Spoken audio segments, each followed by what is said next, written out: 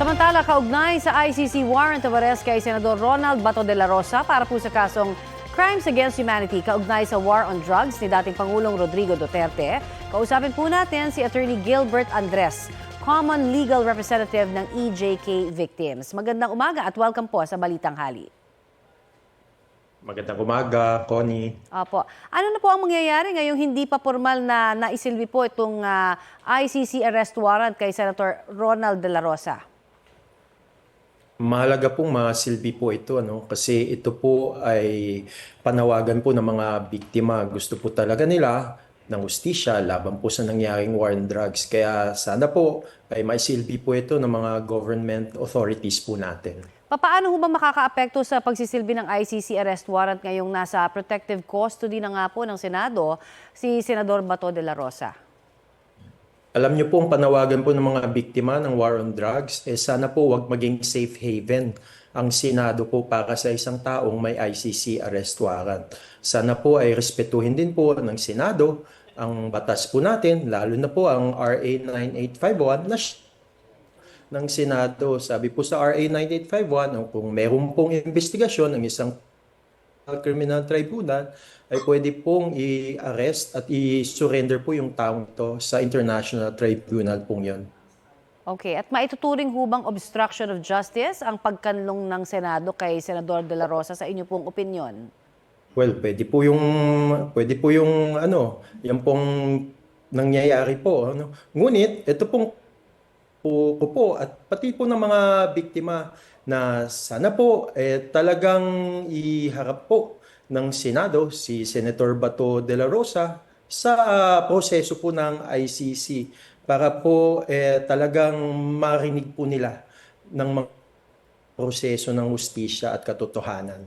Okay, at kung November 6 pa ng 2025 po inilabas ng Pre-Trial Chamber 1 itong warrant kay laban po kay Senator de la Rosa, ang tanong ho ng ilan, bakit ho kahapon lamang ito na itakda na arestuhin, umaapila ho sa Korte Suprema ngayon si Senador de la Rosa, kaugnay po rin ho dito sa paglalabas ng temporary restraining order or yung preliminary injunction para hadlangan pa nga po itong pag-aresto sa kanya at pagpapaharap sa isang foreign tribunal.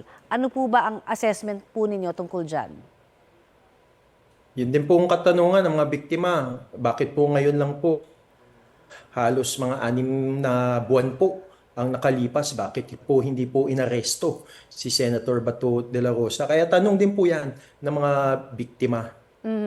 Pero itong pag-aakyat nga ho niya sa Supreme Court, kanya po mga abogado, sinasabi niya, hindi talaga nila haharapin yung foreign court, kundi dito muna daw dapat sa ating bansa. Ano ho ba ang nakikita niyo dyan na magiging pagpapatagal ho ba ito sa kaso o maaari ho ba talaga itong isupersede itong ICC court arrest warrant na ito?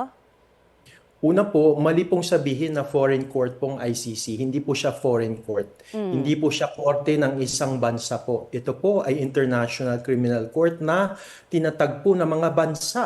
Kagaya po ng Pilipinas, naging parte po tayo ng Rome Statute, naging parte din po tayo ng pag-draft po ng Rome Statute at bumoto po ang Senado natin noong 2011 na maging parte po tayo ng Rome Statute. Kasama na po dyan si Senator Alan Peter Cayetano. Kaya dapat po respetuhin po natin ang international law. Yun din po ang sinasabi natin sa West Philippine Sea.